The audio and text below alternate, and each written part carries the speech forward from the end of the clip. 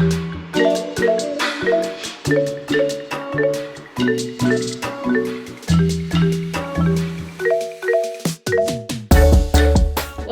to Glow Up or Get Out. All right.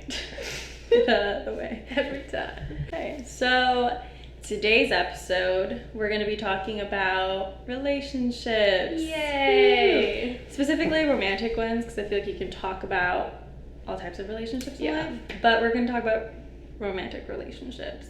And to kind of start us off, I think it would be best if we kind of discuss where we are in Our current statuses of relationships. What is our or not. Facebook note? Or what is it? Facebook status. What does Facebook status say? Facebook official. I'm in a relationship right now with my girlfriend Logan.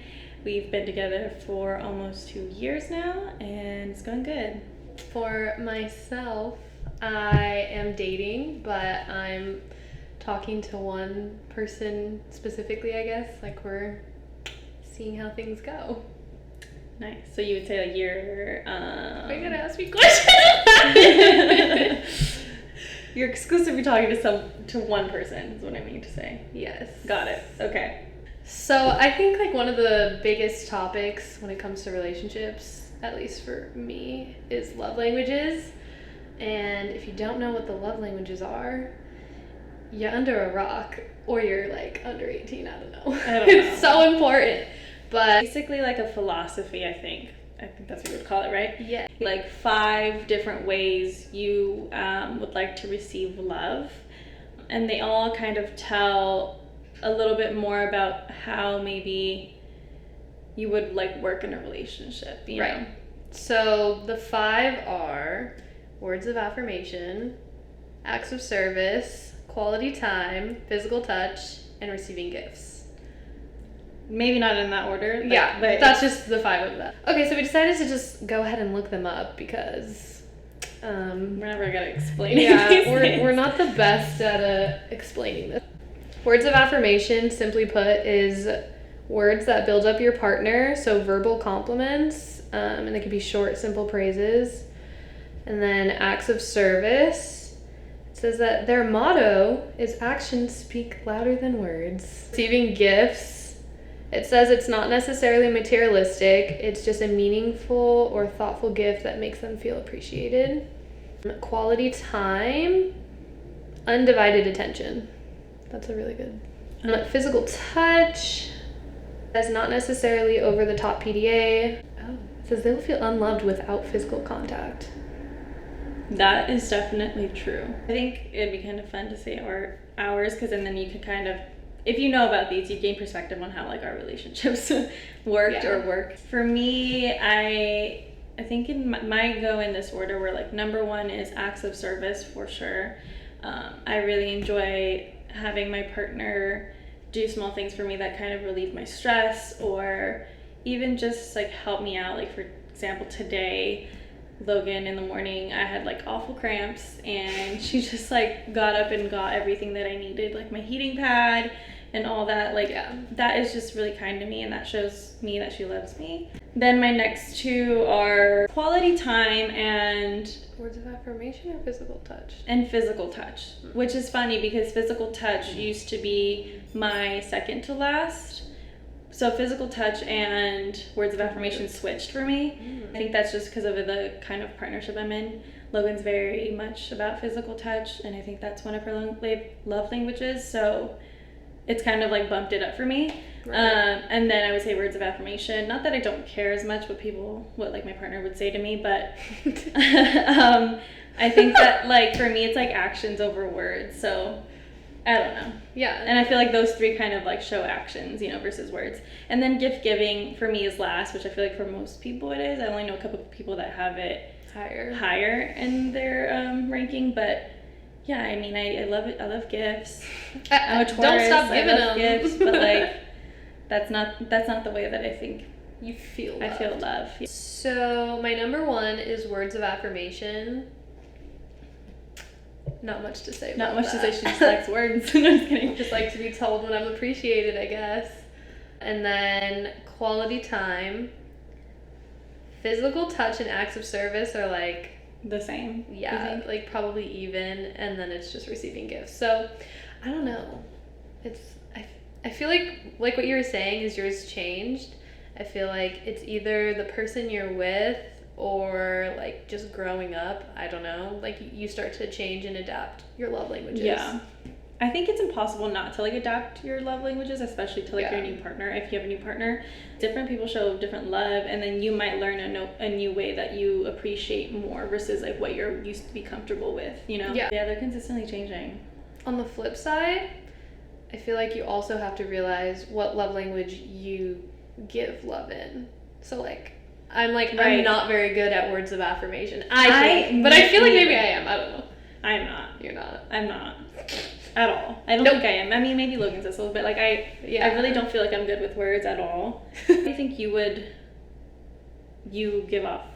Like, you give love? Oh, Lord. I mean, it's like, obviously you would try to do it in the way that your partner would like to be, you know, given But love. If I was to just, like, give it, to say, like, this is how I like to give love, honestly, maybe it is words of affirmation. Now I don't know. Because I would say quality time. Because, like, I'm very good at giving time, like setting aside time for people. Mm-hmm.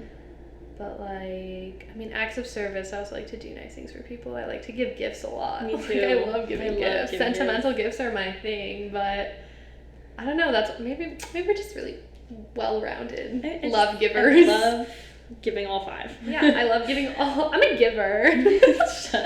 If you guys want to take the test, it's going to be in the description.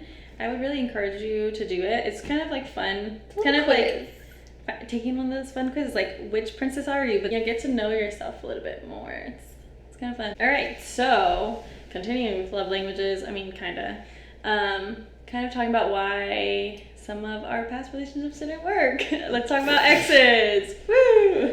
Exes, so fun. Would you like to go ahead and head that conversation? Okay, I guess I'll go first. I think I've had 3 exes, like real exes. I know when you're a kid, like you have like little boyfriends or girlfriends. I have like 80 of those, but 80 of those, damn bitch. But I have 3, and then I'm in my 4th relationship. So I started seriously dating, I guess, that first relationship when I was in high school. I was a sophomore, I believe. Okay. We were together for about a year. It's honestly pretty good for a sophomore year. A year and a half. Honestly, yeah, that was pretty good. It's for a long time. Yeah. It wasn't the best. I mean, it was like whatever for the first relationship. I mean, I felt whatever. That's kind of sad to say, but I really got to know like his family and stuff, which was cool. That like I never experienced like going over to families, you know, functions of other people. Like that wasn't like my friends. But yeah, we got close. Things ended because we were both children, and there's kind of like dumb drama, and so I just thought it was enough. Enough is enough. I wanted to be out of that relationship, and so I was. And then soon after, I started talking to this other guy. That whole thing lasted like 3 years. It wasn't necessarily like an on relationship for those 3 years at all.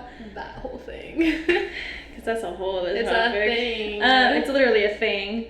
But I want to consider it like a relationship because it was a lot of my time. And like, it was a big chunk of a part of that I would call like my love experience. Mm-hmm. I was probably like 17 when that happened. Yeah. And like I said, it lasted like 3 years. It didn't work out because I was cheated on. And long story short, I had dealt with too much with this person at that point, and I was kind of over it.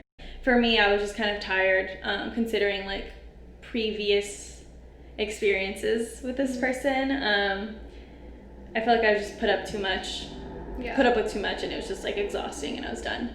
Also, then right after, I had met my next boyfriend. You met through friends? Yeah, I met him at work. Oh my god. And I met my current best friend through him, which is that, relationships come for a reason. Yeah. I met my entire friend group now from him. But, they dropped him like a hot potato, let's just say. But, yeah, that one ended because it was really toxic. Again, more cheating on his end, not mine. And yeah, again, like, I just felt like, what the fuck was I fighting for at that point? Like, it was just so toxic and nasty, and there was a lot going on that was kind of like abusive, not physically, just like emotionally, but still, like, that can really fuck somebody up. Yeah. And I didn't want to be stuck in that fucking rut. I feel like I needed to be in this any longer, and it was just, like, irritating. But yeah. Do you feel like all the guys that you're with, like, just didn't fight as hard for the relationship as you did? Honestly, kind of. Like, all of them? Yeah. Like, in general? In general, yeah. Or, like, or it was, like, gaslighting fighting, where it was, like, not real fighting. It was just, like, to appease me for the moment. But, yeah, I felt like I was the only one truly trying to, like, create growth with them. And they were very much stuck in their, like, little player stupid shit ways and, like, grow the fuck up. And now I'm last one was a woman. I know. That's a whole other story. We should really touch on that. We should get into that topic of sexuality. But yeah, I'm happy now. For those who don't know, I'm pansexual.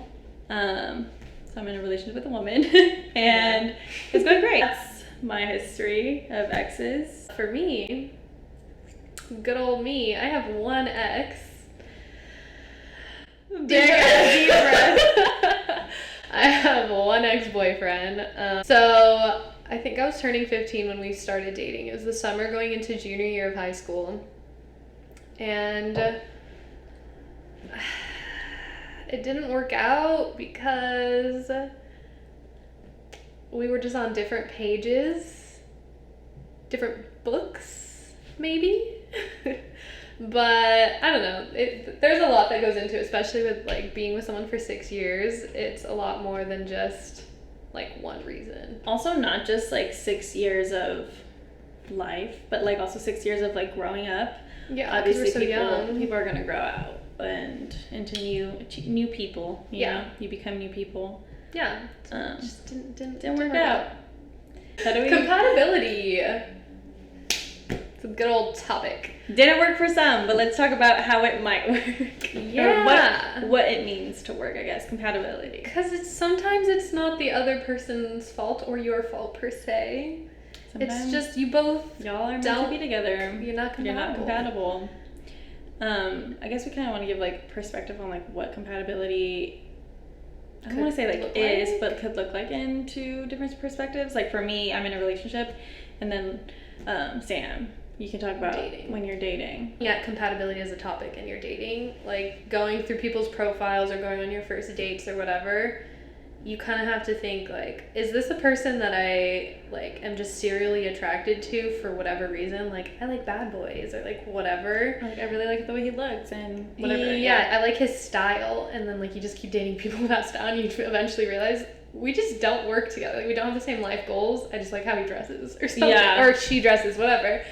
So, yeah, like, when you're dating, just reflect on, like, maybe what you were seeking out in people before, and was that actually compatible? Like, what parts of your past were compatible?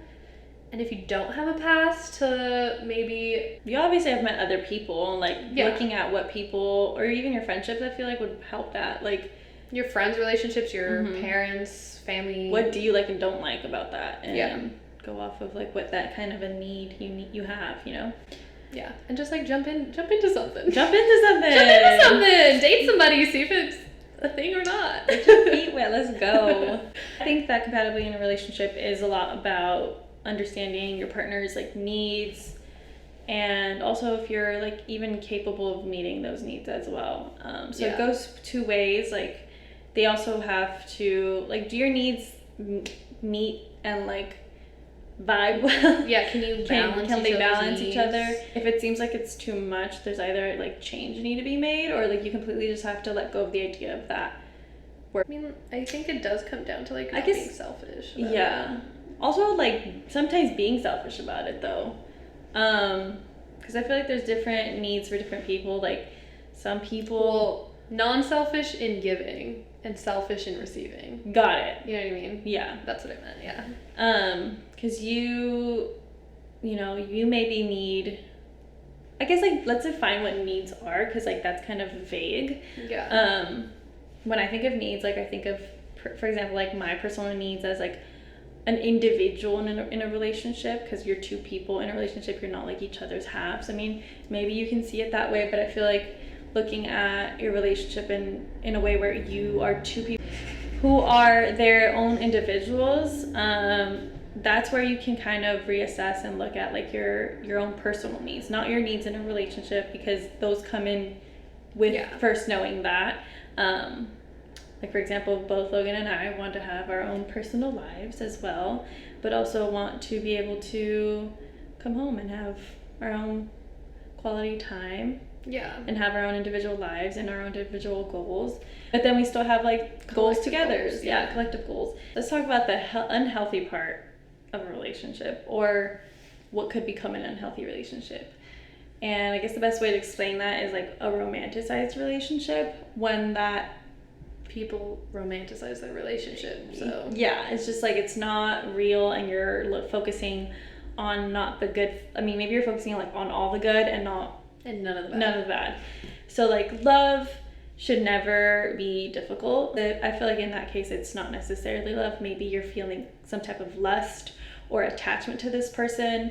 Love isn't necessarily like the way you see it in like social media or movies or anything like that. Relationships are a decision. You are two people making a decision to love each other and, you know, have a commitment that is beyond like life struggles necessarily. I mean, you guys shouldn't have, like, you should be a solid group or a solid partnership. You could be a group. You could be a group. I ain't judging. That's your choice. You can be a solid team. Let's just call it a team, because a team could be two people or it could be many. That you choose to be with this person or those people. Yeah, you're like solid. You support each other, but it's not necessarily like toxic or codependent. It's important to have people to talk to, like people who will check you, maybe in a nice way, maybe in a mean way, whatever way you will receive it the best, and actually listen, but. Like, having people who will say, yeah, you're kind of, like, looking past the bad things about that person. Yeah. Or it's, like, someone who's like, well, maybe that's just not a deal breaker for you, or whatever. I mean, whatever the issues are that you're overlooking, or... Because, I mean, the issues could not even be issues. It could just be not your preference. Like, they only give love in gifts. And like, that's on the bottom of my list. Yeah. And they don't care to change it. Like, that's a fair reason to not be with that person, even if everything else is fine. People think that codependency is like love. And if you don't know what codependency is, it is like the need for having like a person at your side, whether like emotionally or physically, to help you and bring you up. Like, if you can't live without this person, that is codependency. I mean, it's cute to say, like, you know, I can't live without my partner. Like, sure, but if you truly believe that you could not exist without this person, that is codependency. You should still try to be your own individual and recognize that you can be alone. I think, like, the beginning stages of that, or maybe just, like, a small part of that, would be, like, only being able to make decisions like with them in mind, like every single decision, like, can I go to breakfast with my friends on Friday? I don't know, I might have to do whatever, like, or I want to do this with them instead. It's like every single decision you make is based around them. Red flags.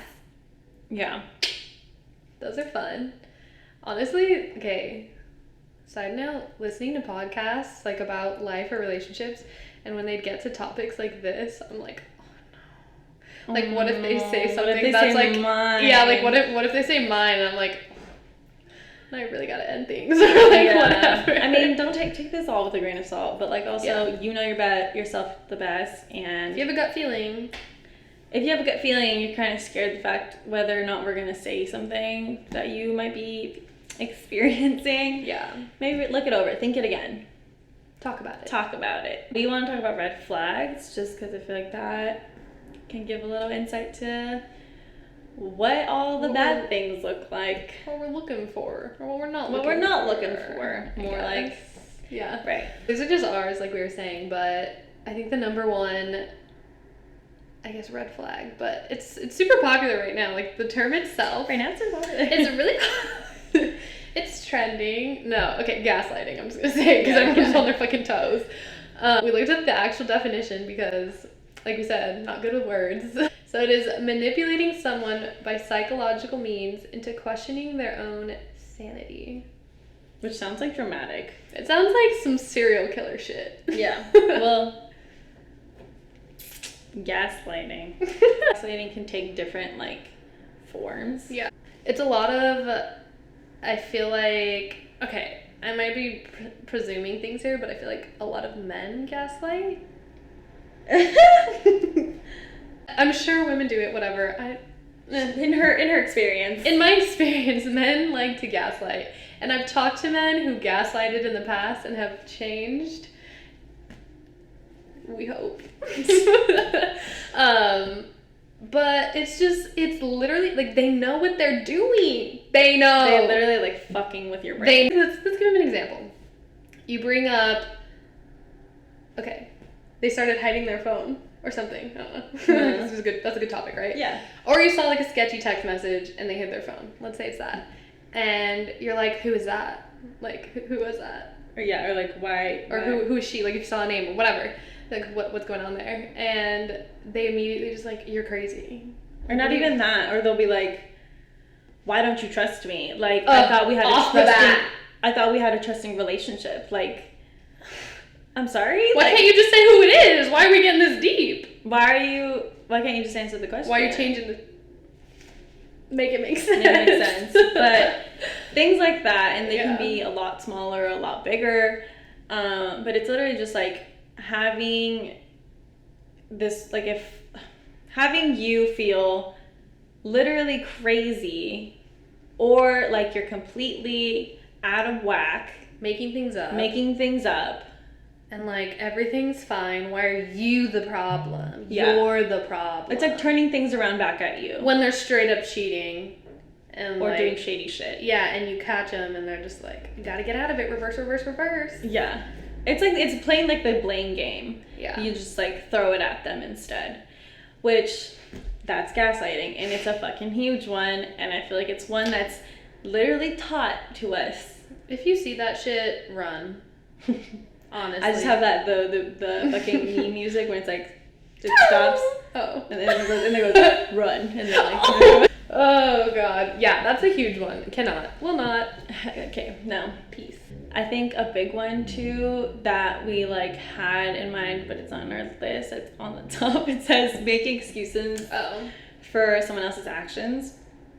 Or like for your significant other's actions, I should say. It's a thing where it's like if you're consistently and like you also don't believe in what you're saying as like you're sticking up for if you're trying to stick up for this person too much and too often, there probably is a problem. Yeah, and like that's exhausting. Having to defend someone to your friend. I mean, unless your friends are assholes, which could be the case.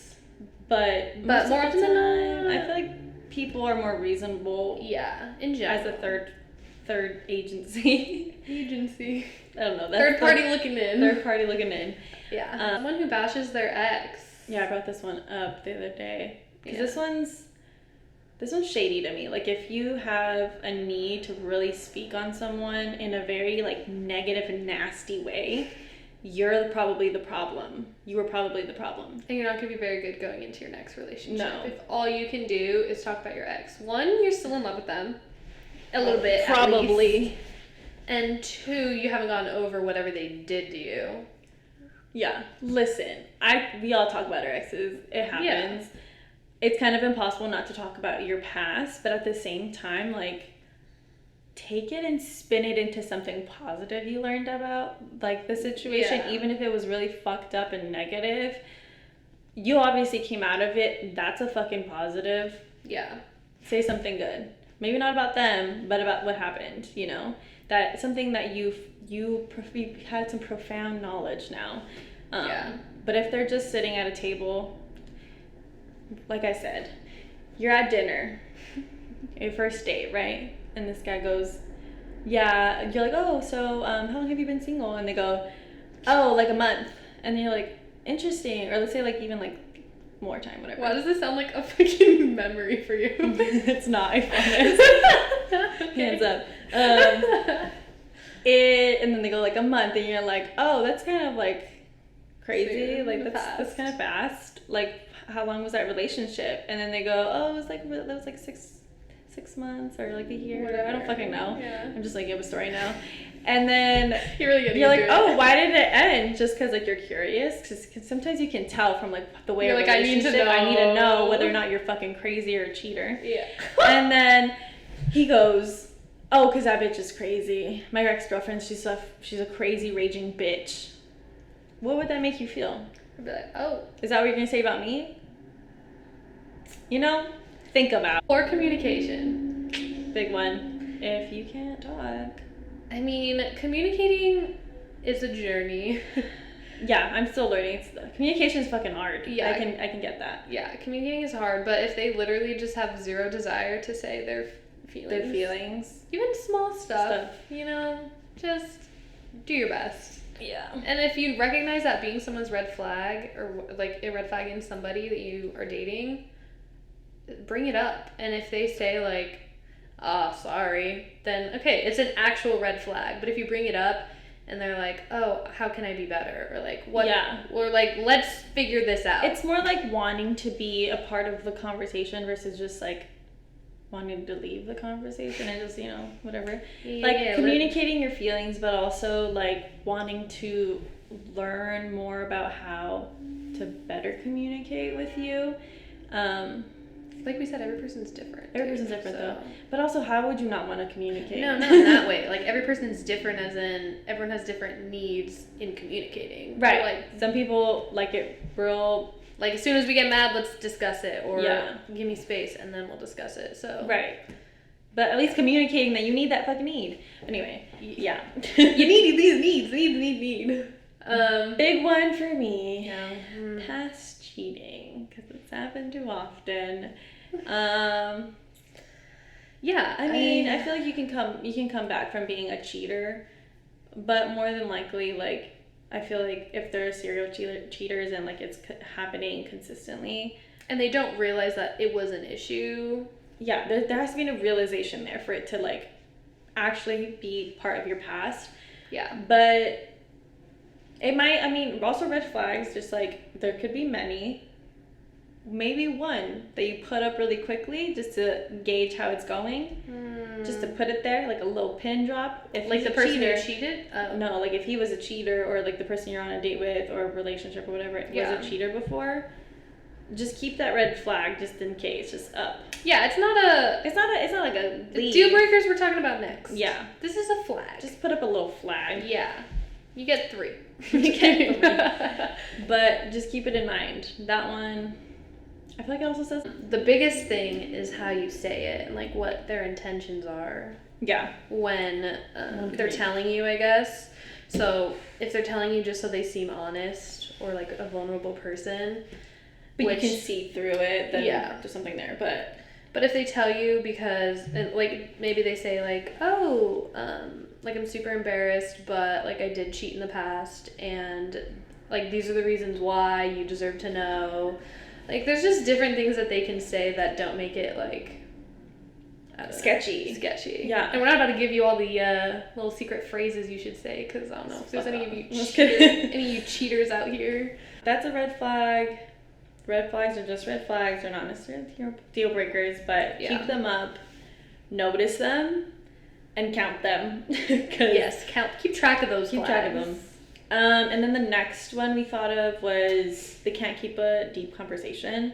I know everyone has different needs and everyone likes to live their life differently. I mean, you know, like someone that's maybe you like something very surface level because you're in a certain part of your life where you don't really want a deep conversation. You just want to have fun or something. But That's just a red flag for me. I feel like not even if I wanted to just have fun. Even if I want to just have fun, you ain't gonna be a dumb person. I need you to like hold the conversation, or like let's say one day I'm having a really shitty day, like maybe I want to talk to somebody about it who's like more retract from the situation, or like somebody more of a stranger. Like if you can hold a deep conversation, you're just an interesting person, you know what I mean? So it might be a red flag for both of us. I don't know about everybody. And then the last one, that they only talk about themselves. Oh, gotta love those narcissists out in the world. I mean, on a first date, I feel like that's really normal to talk about yourself, but ask questions. Be interested in another person. You're on a date with another person, not yourself. Narcissists have a lot of other issues. I mean, that's kind of a deal breaker. Maybe we should. It's a flag. I feel like if that was one of the... It could be like maybe a nervous tick that they just like to talk about themselves. Yeah, because they feel like they don't know what to talk about. On to deal breakers. So red flags, just put them up. Deal breakers, gotta go. I think obviously carrying into this one, cheating. Cheating's a deal breaker for us. I mean, let's say, I don't know. I feel like there's a lot of ways to go with this, because like people obviously make it out of cheating. Correct. You know, Correct. There are people who do. Yeah. I don't know how.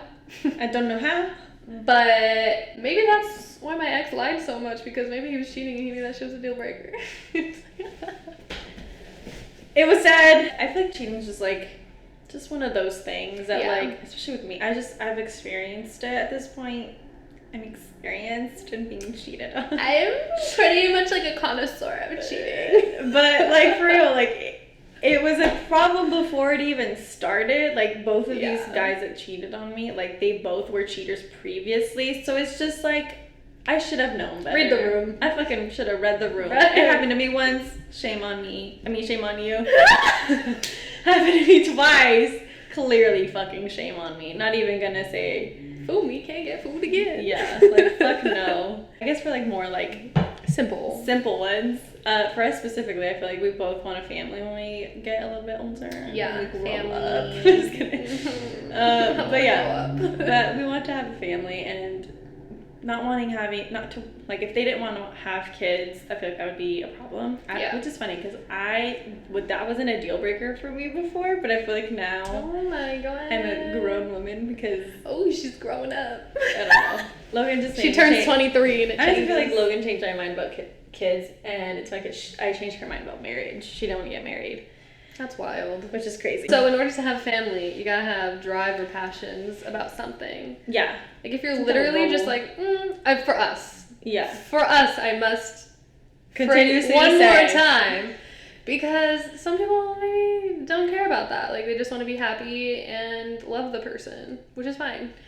For us, if you're not passionate about something, it's just like we both want someone we can talk to about like our goals and dreams, because we're passionate people. And we're also very entrepreneurial, so like having people who want to do something important in life, I mean, and also quote unquote important, whatever you feel is important, have something you really enjoy and like to talk about, something you can hold a conversation with. Yeah, there you go, your go-to icebreaker. It'll do.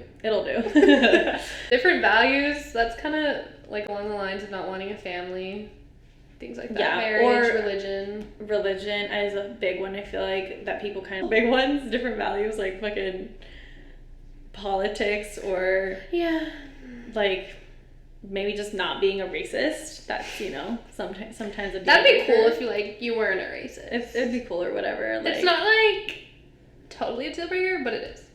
No, it is. But it is. A big one for both of us is not wanting to travel. If you don't want to travel, I don't know, man. Not gonna work. Like, why don't you want to see the world with me? Let's see the world. But they're like, you are my world. You say, I gotta go. You're too attached. You said, booking a flight. I feel like people who want to travel is because they want to see and learn more about different cultures and different people. And I feel like that's really awesome. You're kind of like compassionate in the way that you want to learn about people and about different experiences that people are having. Having no emotions or being hesitant to open up. I guess it's not necessary. I mean, it is a deal breaker once I feel like you hit a point of like, it's not fucking happening. Yeah. Because I feel like most people are like a little bit more hesitant to open up in the beginning, but if you've been in a relationship for like 2 years or a year or whatever, 1 year, a couple months. You're unreliable or arrogant. Love those. We'll hate them, but yeah.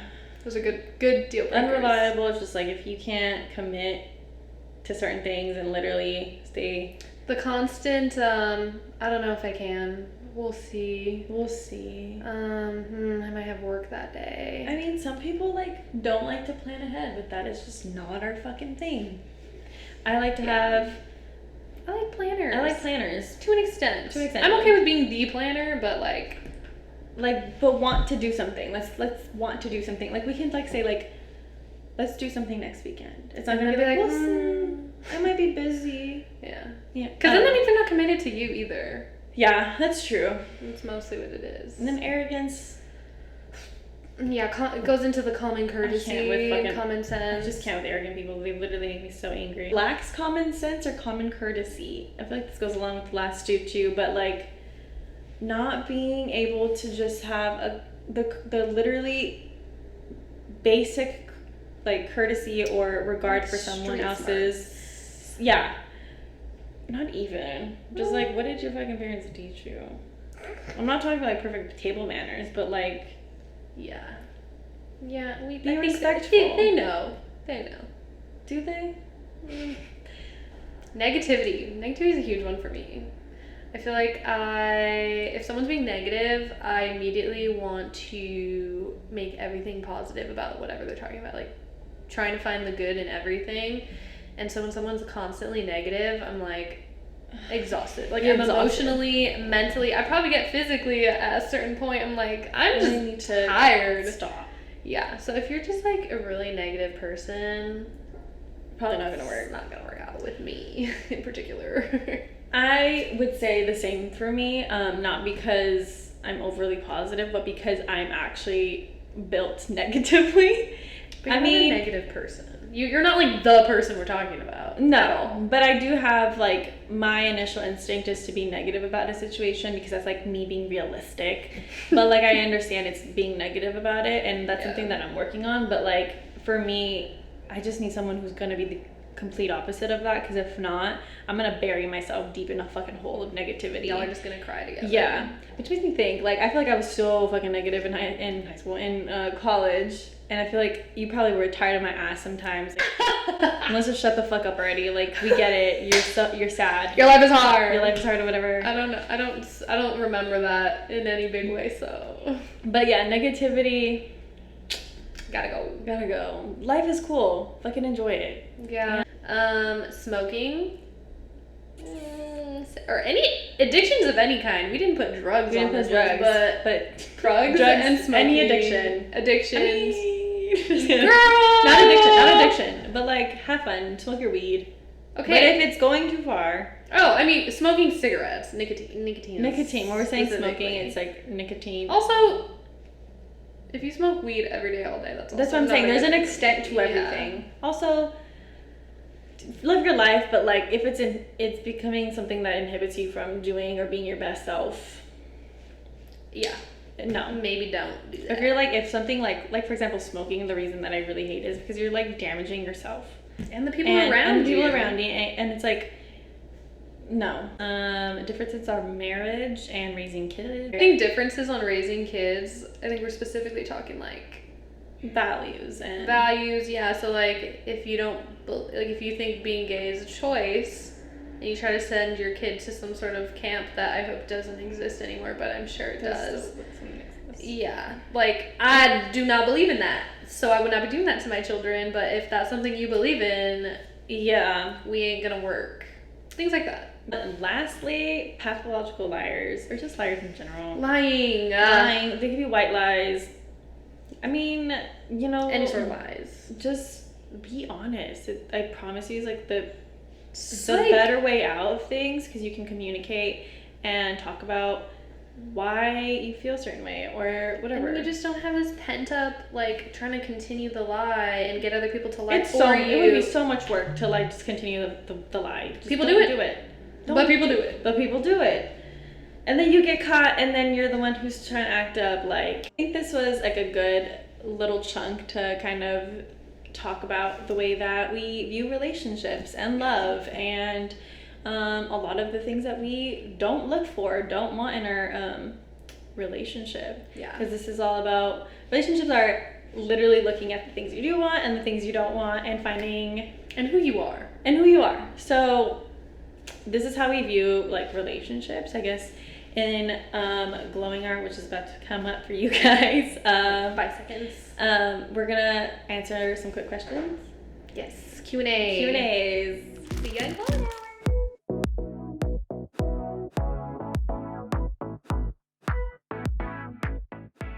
Yeah, so we have a special guest. I don't know if you guys can see her. We have a special guest. I don't know if you guys can see her. She's kind of hidden. She's kind of over here. Oh. Glowing hour basically means we're always gonna have a drink in our hands. It's like happy hour, but glowing hour. So grab a drink. Today we're doing a Q&A, but glowing hour we're gonna what the heck? I'm already drinking it and you're still doing the intro. Glowing hour is a little segment we're gonna be doing, like the more lighthearted version of the podcast. Just a little fun segment, but today we're gonna do a Q&A because we thought that'd be the best use of the time. Basically, because everyone voted for relationships, yeah. So we assumed y'all had some questions, and you did. The first question is, what does a healthy relationship look like? And health benefits, which this was phrased poorly. And girl, I don't get it, but she gets it. So. I think what they meant was, what does a healthy relationship look like, and what are, like, the healthy benefits you get out of a healthy relationship? Like, what are the benefits you get What are the benefits you get from out of a healthy relationship? Right. Which a healthy relationship is kind of, like, hard to define in one specific way. Yeah. It looks different for everybody, but like we said 8 million times in this episode. But it really does. Yeah. And it's, like, based off your own individual needs. And when I say that, I feel like it looks, like, different for everyone, because not everyone is monogamous, and not everybody needs the same kind of things, you know, so it really does look differently. But a little thing that Sam came up with is an acronym, if you will. There we go. 3-letter acronym. Yes. It is T for trust, H for honesty, and C for communication. THC. THC. Okay, and if you forget that, you really just don't care about the foundations of any relationship. I just have to say, I'm putting it out there. If you forget and you're trying to date me, for you out there, just kidding. You want to date Sam? It's over. Remember, it's already over for us. This is, like, the fundamentals, I guess, of a relationship that we kind of, like, base everything off of, is literally trust, honesty, and communication. Like, without those three, I feel like you can't have a healthy relationship. Like, they all go hand in hand. I mean, trust, I feel like, is really hard to gain, and also really hard to, not that hard to break. And so it's kind of a thing that, like, you just once trust is gone, I personally have to say that people are right when they say when trust is gone, your relationship is over. And I 100% believe in that. I mean, there's always those little, it's an exception when somebody gets through, so, like, someone breaking their trust, I would say. I don't think that's the rule, like, that anyone can get over breaking trust. Yeah, I think also it would take a lot to, like, get someone's trust back if it's lost. I feel like you would have to, like, consistently show action towards, or, like, kind of going against the grain of what you did that lost the trust. Like, it would be something that's consistently happening, and, like, if it's, I don't know. I mean, fair enough, that's exhausting. Yeah, like, that's exhausting, though. Trying to get someone's trust back, that's exhausting. So if you don't think you can do it or want to do it, don't waste anybody's time. Honesty. Fucking simple. It doesn't necessarily mean, like, obviously don't lie, but also, like, it goes beyond just, like if you're feeling upset, I would say Mel and I are pretty guilty of doing, I'm fine. That's, I'm fine. But then I feel like we can also communicate about it once it's like not so heavily like in our in fucking the moment. brain and in the moment. Yeah. But yeah, those 3 incredible acronyms, Sam. THC. When I think of a healthy relationship, I guess like I kind of want to explain what a healthy relationship would look like to me. Okay.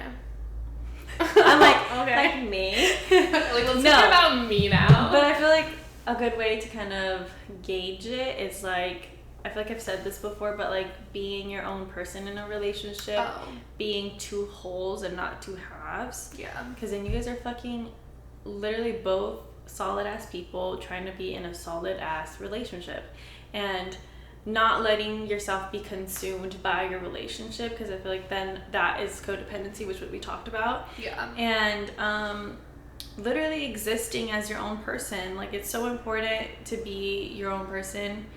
And that's a healthy relationship to me. I feel like being a part of a 2 or more partnership that like supports each other, but doesn't necessarily have to be in the mix of everything that you do. You still need to be your own person and have a separate minute to your own being, because if not, you're gonna it's not gonna be good when you're consumed by being a part of resentment builds. Resentment builds, a bunch of other stuff just builds up, and it'll blow up. It really will. Benefits of a healthy relationship. You're happy. You're really happy. You're thriving. 30, flirty, and thriving. Okay. But no, really, like, you're just thriving in life, and you have a fucking person who's always gonna back you up.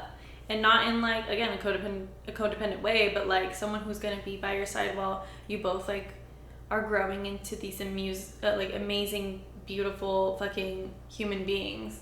In this human experience, you know. That's someone that understands you. It's nice. It's nice.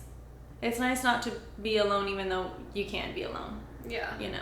Second question: cringy dates and dating in today's world, which I don't know if they necessarily, I mean, obviously they meant COVID, right? Like in today's world. Yeah. Or do you mean like in general, like today's type in of society? general, I'd say, okay, all the apps. Let's do a quick little breakdown. Hinge, you're looking for a man's or a woman's, or just someone who isn't lame. Like who just purely wants to have sex. That's literally, no thank you. Bumble is maybe like that in between. I don't know. You could find a good person on there, or you could find all the annoying people who didn't have luck on Tinder. Yeah. And then Tinder, we all already know what that one is. But and there's Raya if you're real out there and fucking famous or some shit. But that one's exclusive. You gotta pay. You gotta be. It's like Match.com type of stuff. Yeah. Remember? We did look it up in college for some reason. I forgot. Like we were gonna be on it or something. Anyways, COVID wise, I think just being smart about who you decide to hang out with and whatever those precautions mean to you. Having both of you getting tested before. Yeah, I was gonna say, there's like, I feel like I've seen screenshots of people like showing they put it on their profiles and they say. But also, how old is that? You know, like how many places have you can get it in a. I guess at this point, it's like common courtesy to ask, like, have you been tested recently? Like, not, you know what I mean? Like, STD-wise and COVID-wise these days. Which one? Which no, test? but for real, like, I think nowadays it's very, like, common to just ask, like, if you've been tested at all, or, like, have you been home? Like what is your situation? Like, how, like, what's the gravity of maybe me hanging out? Like, what is, like, the chance of me catching COVID at this point? Not feelings, but COVID. Scared of catching COVID, not feelings. I can't imagine dating right now. Yeah, luckily, you also don't really have to. I kind of figured that out a little bit. kind of. Cringy dates. Do people really? I'm gonna be quick. Basically, yours is actually pretty cringy. Basically, this guy was trying to tell me who I was.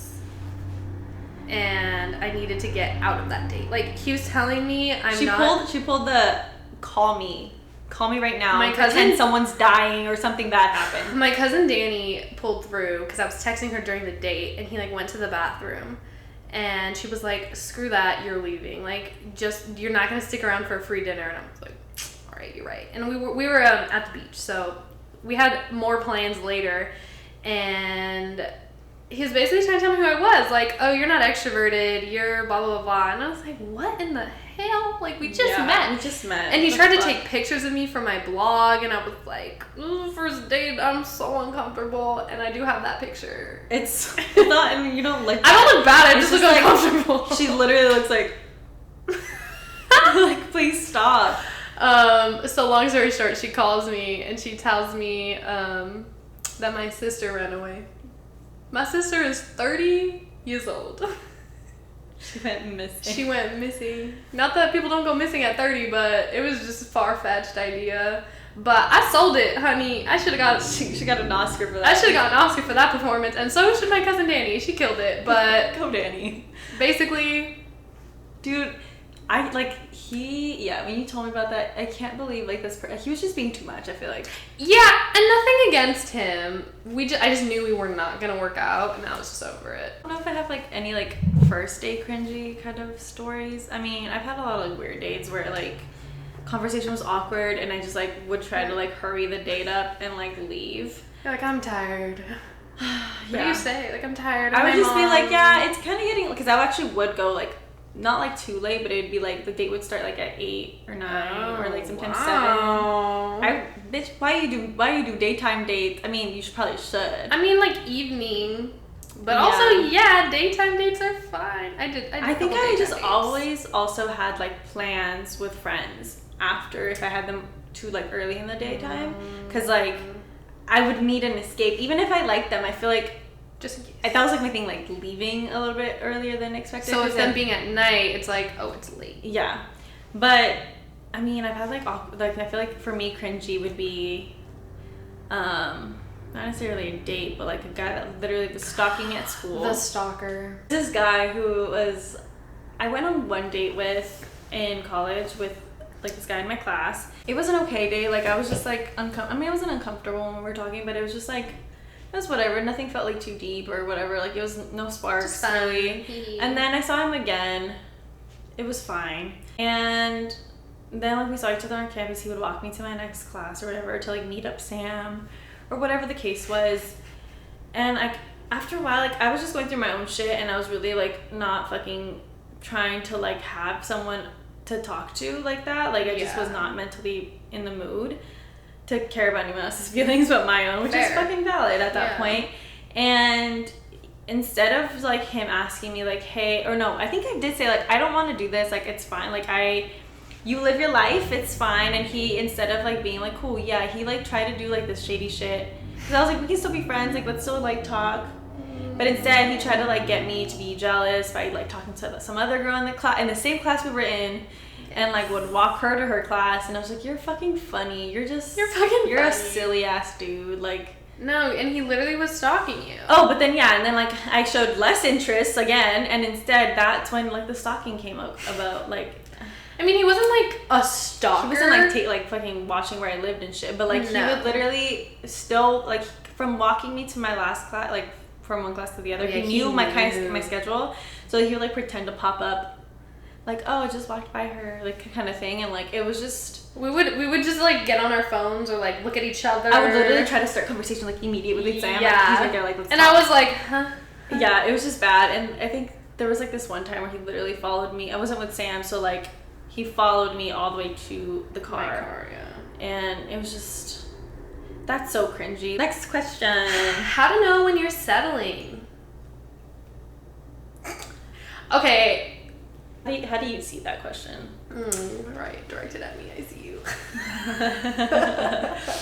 I have to say a big thing is when you're always looking for a sign, whether to end things or like that they're cheating or whatever, like you're looking for a sign in general. Like you're obviously subconsciously or consciously wanting things to be over anyway, so why are you waiting for something explosive to happen? Yeah, like take it into your own hands. I feel like I'm guilty of that, dude. I mean, yeah, because sometimes it's just your anxiety and your fear, like getting in your own head. Of that for sure. Yeah, it's normal. And I'm always like the person who wants to spare like people's feelings. So I'm like, I'd rather something crazy happen and then like it'd be a reason. Yeah, totally. When you're always telling yourself that they'll eventually change or grow up or be different. Oh, I am the guiltiest. My hands are up. I am super guilty of that. Yeah. Like, just always having the benefit of the doubt for that person. And it's not to say that the other person is bad, but they're clearly not what you want. Like, if you're waiting for them to be, like, we were talking about love languages, you're waiting for them to understand your love language. How long are you going to wait, realistically? Yeah. Like, are you going to wait 5 years for them to finally be like, fucking figure it out? all right, I care about you enough to figure out what you need. I have to say, like, going forward, like, from that, like, knowing when you're settling, like, seeing what is out there, like, the other people that I've talked to, it's just insane that, like, there's people that exist that actually genuinely care. Want to be better for themselves and you. So if you feel like you're settling and this is your sign, like, honestly, get out. Yeah, like, it gets better. You will find someone who is better, and it'll be in the right time. Another reason, though, might be, like, when you are unhappy more than you are happy. And I feel like I've also been guilty of this one, where, like, you focus on just the good parts of your relationship, and you can't, like, get over those really, really good parts. Because, I mean, that's also toxic. I feel like if you have more times that you can count that are, like, aggressively, like, just not good. And if you need to count them, that means it's probably more than you need to deal with in your life. So Nothing should be completely, like, crazy like that either. Like, if you're... Like, we've had 80 big fights in the past 2 years. That's not that many. It's like, too much. It's kind of a lot. If you're settling, or you realize you're settling, you just have to come to terms with the fact that you're gonna have to change your life or your plans, and sometimes actually all the time it's for the better, because if you're getting out of something that you're not happy in, it's gonna be for the better. It's always gonna be for the better. And let me tell you what, even if it happens to be that, like, you left them, and then I promise you, life is never gonna do you wrong, and you're gonna be with the wrong person. Yeah. If you're always if you're trying to do best for yourself, anyway. Maybe, like, you really think that, like, this relationship should happen for you, but let's say you end it, and for good reasoning, and you grow a little bit, and maybe this person grows a little bit. If it is meant to happen, it will happen again. Yeah. You guys will find each other. But other than that, I feel like other parts of your life end up being better. You end up deciding to move somewhere, or taking a job opportunity you would have never taken because you're with them, or just whatever. the small by that ending, I promise you other things are going to pop into your life that you couldn't have imagined. What I think when my relationship ended, obviously it was sad for a minute, but I was just so excited about all the possibilities I had. Mm-hmm. I'm like, I'm not tied to anything, really. Like, not that I was, like, tied down or, like, whatever, but, like, I had a plan when I was in that relationship, so... You were just stuck on that plan. I was stuck on that plan, and now I'm like, wait, like, I can do so many other things now. Like, I can change that plan at a whim because it's my life and not ours or whatever. Yeah. And that's another thing, guys. Again, like I said, if you feel like you revolve your life around one plan, or, like, the plan of together, that you're gonna hurt yourself.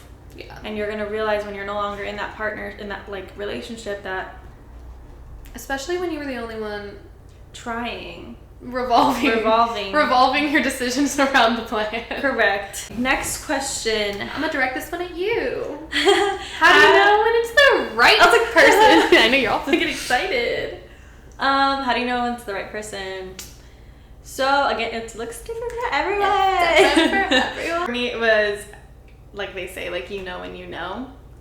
And that might not be everybody else's case, but I honestly think it will be when you know you know. Just like for me, it was like a lot of things lined up with her life and the way that she wanted her life to go, and as well as mine. I've also, like, never met a person, like, legitimately perfect for me, in the sense that, like, all the things I've ever asked other people to be like for me just were there. And, like, I didn't even have to ask her to do it anymore. Like, no, I never asked her to be that, and it was just there. I think, like, just and you know our story, like, it's just very there was, like, a lot of coincidences. Yeah. Dude, why does that sound wrong? Coincidences. But in like situations that like felt almost like unreal that like happened, there's a lot of like shit that just like literally aligned. I think genuinely there was like a moment time where like I literally had opened myself to the availability to receive the kind of love that I wanted. And I did it on a whim to just like, I'm gonna believe in myself. If it happens, cool. If it doesn't, I'm not gonna get hurt. Like, it's fine. Yeah. And then she came into my life, and it was just like a moment of like, aha, this person came in. And that's not to say that the story was easy. Or no, just not at all. straightforward. Like, we decided to be together, so we were together. Right. Yeah. I feel like there's obviously, not always, but most likely there's going to be a little bit of challenges because, like, not that I feel like the universe is, like, trying to keep you guys apart, but it's, like, there's things that you both need to commit to and, like, overcome together to kind of have that literal push and, like, projection into the next step of your type of relationship. That's and yeah, I mean, it wasn't like messy, no. but it was not completely easy either on like which the heart. It shouldn't be. Like you said, you overcome something together, and like at the beginning, if you overcome something together, it's like, yeah. Also, like, nothing dramatic happened, guys. I felt like I was really ready and open to having this next step and like trying to have something happen with Logan. And on her end, she was a little more like thoughtful and careful about her own life, and she was trying to take steps back from like being too forward in something. Yeah. And it was based off of like, I guess, like trauma and like other experiences. Yeah. And I genuinely felt like I was different and I was meant to be in her life for a reason, and vice versa. What has been the biggest lesson in your relationship or relationships? Okay. For me, I discovered that I need honesty. Like I said, those 3 foundations, if you don't got them, I don't want it. But basically, if you're lying about even the smallest things, it's going to manifest into like Something bigger, trust issues. Yeah. Which, like we said, they go hand in hand. So if you're like lying goes to trust, then we can't communicate. Like, it's just this whole thing. I put a cute little note. I said, she's silly for this one. She's silly for this one. Like we said, no longer convincing myself that someone will change for me. Like, also what you said, like just finding someone who already is the person you want.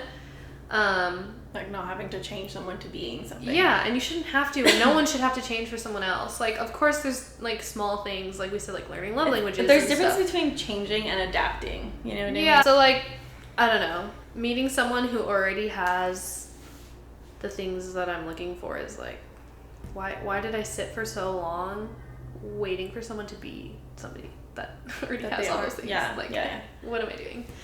Like when you're with someone for 6 years, you just learn a lot. I learned a lot about myself. I learned about what I wanted from a person, for myself, and like long term, what do I want? For me, I feel like this could go 2 ways in answering the question. I feel like my past relationships, I've learned, I think the biggest one is like to take people for their face value. And by that I mean like, I genuinely feel like people will show you who they are in the first couple of like moments together of knowing them. Also, boundaries has been a really big one that I've learned, because I felt like I was always a person who was caring too much about the relationship or too much about this person's life and trying to do the most for them. And like, it's more of like me creating a boundary of like, this is their life, like keep it separate, don't like support them, but yours.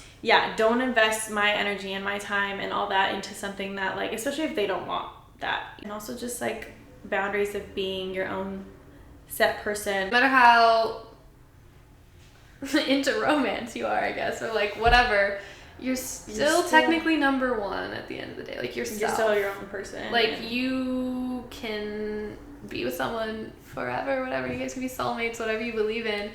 But like you're still number one, because if that person was to whatever, if that person was to whatever, your life goes on. Yeah. So you need to put yourself first. And like when people talk about marriage and they're like, oh, like my kids are first, like yes, but if you don't put yourself and your marriage first, your kids are going to suffer. yeah, in any relationship you ever have, if you don't put yourself first, there's gonna be issues. Yeah.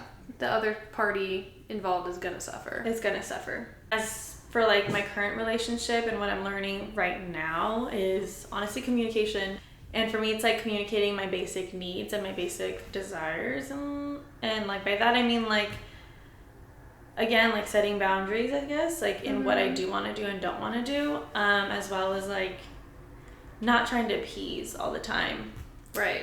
And doing communicating, stuff 'cause they want to. Yeah, and communicating literally everything. And also like if I'm uncomfortable and it's something that I know is gonna like make it a situation, I've like learned that if I just communicate it immediately and don't make it a big deal, it won't become a big deal.